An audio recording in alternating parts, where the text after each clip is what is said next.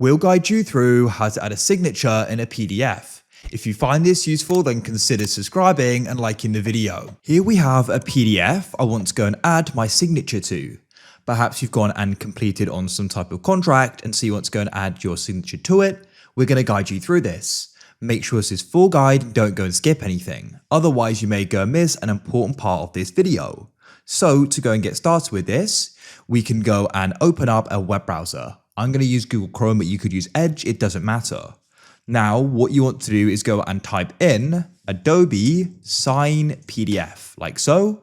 Scroll down and we can actually go and use an Adobe service. Keep watching as we're guiding you through using it. We can fill and sign a PDF online for free.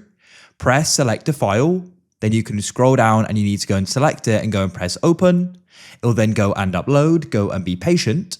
To do this, you do need to go and use an Adobe account, but you can go and have one for free.